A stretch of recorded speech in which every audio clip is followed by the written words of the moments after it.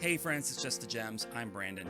It's been, I don't know, 6 months since I did a pickups video, and I don't want you to think that I suddenly became responsible and stopped buying so many video games. Nothing could be further from the truth. I have done everything except stop buying video games, and I'd like to prove that to you today. The problem I have right now, though, is that it's been so long since I did a pickups video, and I stopped putting the games aside like I used to, so that I could have, all the games that I purchased at any given time ready to go for a pickups when I wanted to do one. So I don't remember exactly which games I bought in the intervening time. So I've tried to just focus more on the games I bought recently-ish, like the last 2 or so months, okay? One other caveat, some of these games are my wife's, but they are part of our household collection, so I'm going to share them. And I will, to the best of my ability, tell you what I think her opinion is of those games, the ones that she's gotten to. And if I speak incorrectly for her, Jen, let me know down in the comments. Take me to task for putting words in your mouth. Men, I tell you. All right, how do we want to do this? I'm going to break it out by console. And that's the choice I made, and we're going to live with it. Okay, first up, I just have one title for the PlayStation 4, and that title is Utaware Rumono Mask of Truth. Okay. Now, I don't know a ton, or I should say I don't have a ton of first-hand experience with the Utaware Rumono series, but I saw an excellent video from Milla's Game Room, which I will link in the description, that laid out the series kind of chronologically, went into detail on all the games, the spin-offs, and I also have Monochrome Mobius, the newest spin-off or entry or whatever you want to call it in that series, and I was intrigued enough by the video that I was like, I need to probably get into these. So take a look at that video down below and get hyped about Utaware Rumono blah blah blah with me. Next up, let's talk about the PlayStation 5 games. I'm pretty sure this is the collection, if any, that I have underrepresented here based on new purchases, but these are, again, ones that I received most recently, past couple of months. First up, Fallen Legion and Fallen Legion Revenants Deluxe Edition double pack from NIS. This was a Christmas gift. I've heard, I don't remember what I've heard about the Fallen Legion series. I think I've heard that they're good. Are they good? I put it on my wish list because I must have had a reason. So I'm sure I heard that they were good, but do you think they're good? Let me know. I'm guessing what we have here. Oh, this is quite a beefy package. Don't take that out of context. Got, a manual in here, looks like. Well, kind of like an art book sort of deal. And, oh, that's a download code. That's a download code. You can't have that. That's mine. Okay, so Fallen Legion, Revenants. Next up, and lastly, on the PlayStation 5, Gran Turismo 7, the real driving simulator. Now, this might be shocking, and I understand if it is, and if you want to talk about it, let's talk about it in the comments. But I sometimes play games that aren't JRPGs. Often they're horror games, survival horror, atmospheric horror, first-person horror, various horror games. But sometimes, on the rarest of rare occasions, I like to play Gran Turismo. This is primarily the only racing game I indulge in, other than Mario Kart, I guess I mean driving simulator type game, that I indulge in. And ever since the PlayStation 2, I think Gran Turismo 3 was my first, and just sparked the interest I have in, I don't know, just the fact that you're driving real cars around in fancy, beautiful places is cool. And I have the PSVR 2, so I'm able to do the VR mode, and that is just incredibly cool. Just very, very cool. So obviously the first thing I did was buy my own car, the car that I drive in the real world, so that I could drive it in the game, and that's a great use of money, I think. I had a great race going. It was fantastic, and I was just eager to show off the replay footage, but then I realized that shortly after the race started, I turned my right blinker on, and I just left it on for the entire race. So it was just, I don't know, it was just emanating this real old person energy, and I don't know, I had to get rid of it. Anyway, that's it for the PlayStation 5 today. Let's talk about the Nintendo DS. We have Valkyrie Profile, Covenant of the Plume. This is a strategy role-playing game based in the world of Valkyrie Profile, and I guess you're playing as some dude who's mad at the Valkyrie, and he wants to kill her, and I suspect that he's not successful. I don't know. If you were to ask me to put money on whether he succeeds in killing Valkyrie or not, I'm gonna say no, but I don't know. We'll get to it one of these days. Next up, 3DS, we have Etrian Odyssey 2, Untold, the Fafnir Knight. So, I've started collecting the Etrian Odyssey games. I think I've mentioned them in previous pickups videos. I have, I want to say, 4 and 5, maybe, and now I have 2. I want the Untold games for 1 and 2. I don't want the Switch remaster because that's the older versions that don't have the storylines for whatever reason. I want the ones where they retconned in some story because that's what interests me. So I'm keeping my eye out for Untold 1, and I hope to get it one of these days. And then I just need, I think, 3 and Nexus, and I'm good. Got all the Etrian Odysseys. We're not going to get into the spin-offs, okay? We're not going to do that, okay? All of the, I don't know if the Mystery Dungeon games are considered a part of the series, or if there's Etrian Odyssey games that are part of the Mystery Dungeon series. I know the Mystery Dungeon series goes back ages and ages.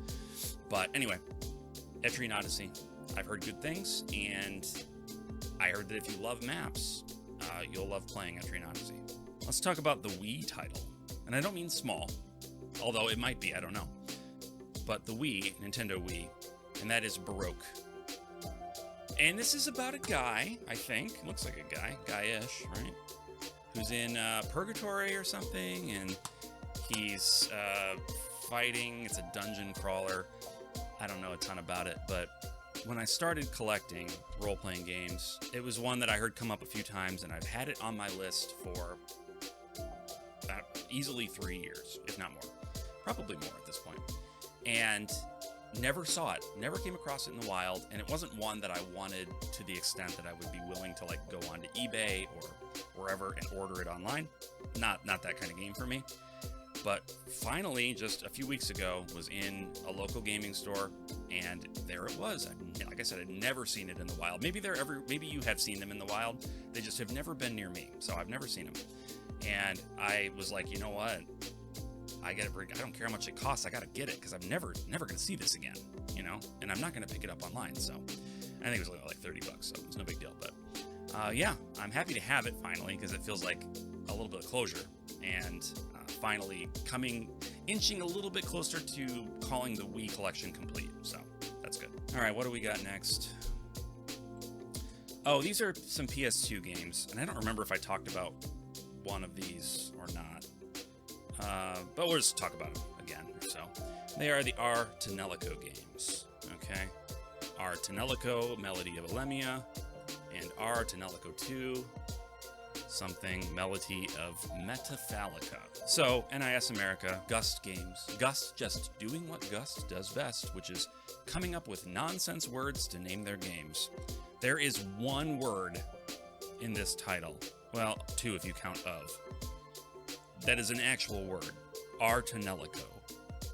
Melody of Alemia. Okay, alright. How do you can't ask for that game for Christmas. Mom and Dad don't know what that is. I don't know what the thought process was. But I'm glad to have them because I think Gust is the bee's knees, and I enjoy having their games. All of that is done, and now we're moving on to the largest individual category, which is the Switch games. Okay, we got a bunch of Switch games here.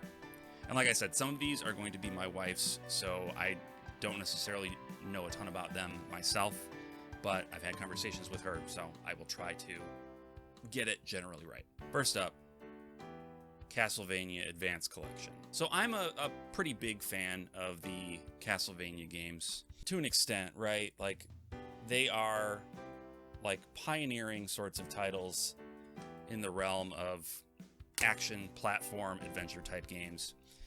And the Game Boy Advance games, they were the ones that came out in the wake of Symphony of the Night, so they were all kind of going for that style. And I remember having especially a lot of fun with Aria of Sorrow, and I believe that's the one, this one's in here because that's the cover, yeah. So rather than trying to hunt down all of them on the Game Boy Advance and pay exorbitant prices for them, I think I only have the first one, Lament of Innocence. No, not Lament of Innocence. Circle of the Moon? Circle of the Moon. Lament of Innocence is PlayStation 2. I don't know. Anyway, so rather than hunt those down and pay a lot of money for them, just get them here on the Switch. Problem solved. Next up, Fashion Dreamer.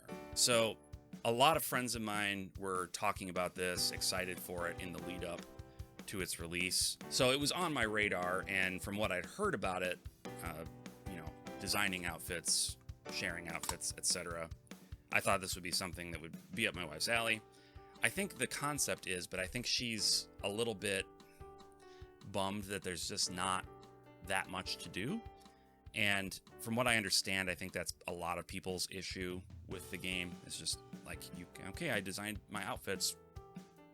What now? What do I do? I understand there may be some downloadable stuff coming for free this year that is expanding the game in some way, so she may pick it back up then and see what she thinks. But until then, it's going to probably rest on the shelf. Next up, another wife game here. Untitled Goose Game by House. This is one, she didn't particularly ask for this one, but I've always thought it looked hilarious, and I thought, why not? It might be up her alley. She might be interested in being an annoying goose. So yeah, in this game you play as a goose and you go around and you terrorize people in relatively harmless ways, and it's good fun. And it's sort of a puzzle game where you have to figure out how to be annoying in certain ways and accomplish certain goals. So I think it looks like a trip, and I'm probably gonna steal this from her at some point and play it myself.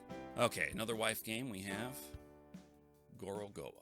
This is one that came out, I think, several years ago. I feel like I remember seeing videos previewing this game quite a long time ago, but it always has looked very interesting to me. It's sort of a puzzle game where you're like looking at pictures and you have to move through the pictures in certain ways, and I don't know if you rearrange things. It looks really cool.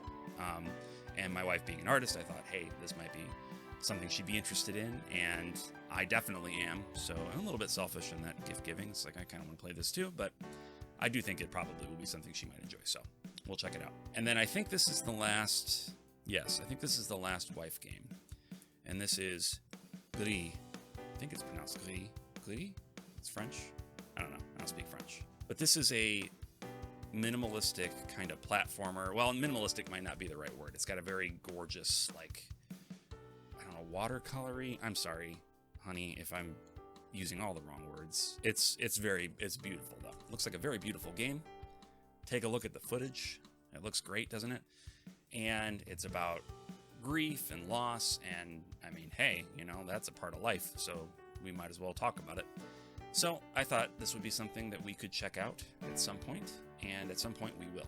Okay, the rest of these are exclusively Brandon purchases. The next two are Japanese titles that I bought. They may have, I think they were at one time readily available in English, but I missed the boat on that, as I do. And so I picked them up on Play Asia in the Asian English. So I mean, if it plays in English, that's totally fine. But the cases in Japanese, that's fine too. First one is World of Horror, which I understand to be a sort of 2-bit, black and white, kind of old school adventure game. Don't know a ton about it, but it looks very intriguing. And as I said before, big horror guy, so I wanted to check it out. And the other Japanese game that I have, and I always forget, it's this one, and I always forget what it's called. Unreal Life. It's called Unreal Life. I always want to say Another Life. It's not. It's Unreal Life. And this is I'm not sure what you would. It has most in common, I think, with like a point-and-click type adventure game. But you're this younger girl who has lost her memories, and she's guided by an AI that lives inside of a traffic light. It's very strange, right? I mean, it's unreal. But, it's very cool, very atmospheric, and I love the pixel art and just the moody atmosphere, and it's fantastic. Highly recommended if you are open to playing those sorts of, like, kind of, not old school, but like, that style of game where it's like an adventure, where you're not, it's not a platformer, it's not a role-playing game. If you're into adventure games, worth checking out. Okay, this one needs no introduction, so I'm not going to. I'm just kidding. It's Super Mario RPG. And this is just a beautiful, gorgeous remake. Love this freaking game. It's in my Switch right now. It's not in the case. Love this game. I love the original. I have the original as well. But they just did such a beautiful job. improving the graphics, making them look a little bit more modern. And it works too because the graphical style of the original was already using sprites based on 3D models of the characters. So just turning those sprites into 3D models is basically doesn't really change the game, but it makes it look a lot crisper. For the most part, I think the music, the remixed music, is great. I'm a little bummed about the battle theme, if I'm honest. There's a key part of the battle theme that is not represented in her remix, redoing of the battle theme, and it's the part that's just like, it's just my favorite part of the original 16-bit song. So that's the only miss as far as I'm concerned, is that battle theme. But it's still a great battle theme, even in the remake. It's just missing that element. Anyway, fantastic game. Can't say enough good about it. I hope that Nintendo and Square Enix decide to work together on a game again in the future. Get the developer that did the work on this one to help out as well. It's just a great time. Super Mario Wonder. This is the new 2D Mario game, and I can say wholeheartedly that I like this so much more than the new Super Mario Brothers series. There were so many little things about the new Super Mario Brothers games that bothered me. The way that you would just end up with 5 million lives after the first world because there were just so many coins and it wasn't very challenging. The way the monsters danced to the music, I don't know. I don't play Mario games wanting to feel like a psychotic killer. But when you're playing the new Super Mario Brothers games, what I see is a mustachioed man running around and stomping on the heads of creatures that are just prancing along and dancing to the music. It's just sick. So now the enemies, while they still don't seem to really want to hurt Mario, like they're just kind of going about their business, at least they're not dancing. So that's a plus. Anyway, it's a great 2D Mario game. Every level is so unique. There's some interesting twists that they put in every single individual level that's different than any other level. And it's so charming and fun. I like the flower. Some people are like, I don't really like that flower that talks to you. I think that's hilarious as heck. Get out of here. Get out of here with that. That flower guy's really, I like him. Playing after my own heart. Anyway, one more game, and this is a pretty big one for me because I recently got rid of the original versions of these games, sold them off to fund a bigger purchase that I wanted to make, and I don't regret it, but I would have been sad if I didn't have some physical way of playing those games, and I do now, and that is, of course, naturally, Baten Kaitos 1 and 2 HD Remaster. This is, I think, the Asian English. I don't think they did a North American release on this one. Could be wrong.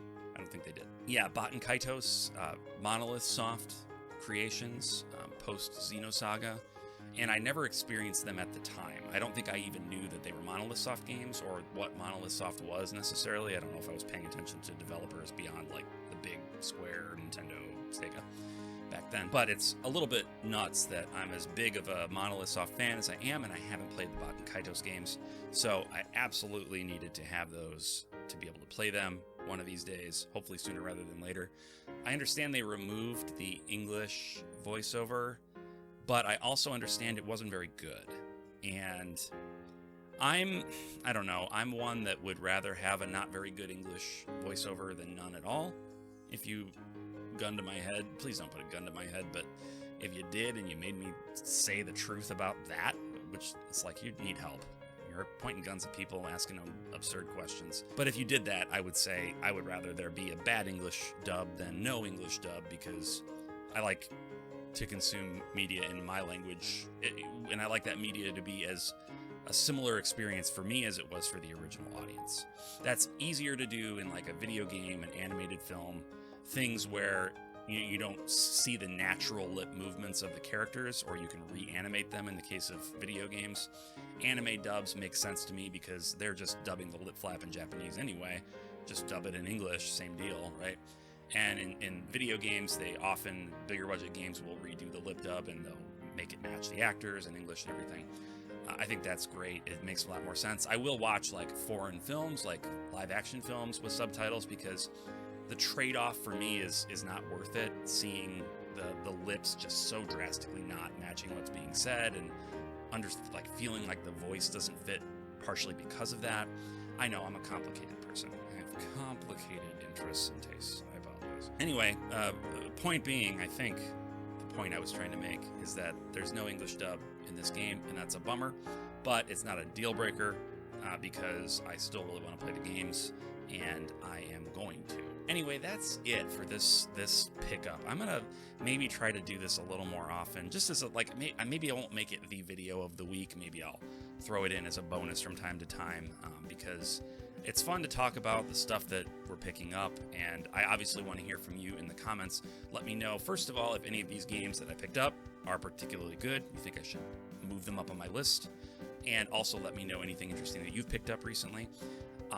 I wanted to let you know, too, that I'm working on a large series of reviews and other content, specifically for the Trails series. I don't know if I've said this on a video yet, but I'm playing through all the Trails series in series order, leading up to the release of Trails Through Daybreak this summer. So I'm just about at the end of Trails from Zero right now. So I'm going to be releasing content over the next several months about the Trails series, reviews, other things probably. And if you are not already subscribed, you're going to want to subscribe so that you can be sure not to miss any of that stuff. And if you love the Trails series, please tell a friend who doesn't love the Trails series to watch, because they need to be told, apparently, that the Trails series is great. Also, if you wouldn't mind liking the video with this thing, because it really helps the channel out with the algorithm. It's like, hey, let's send this to people that might like it. So if you liked it, thumbs up. If you disliked it, let me know. Let me know. I deserve it. Anyway, thank you so much for watching, and until next time, bye.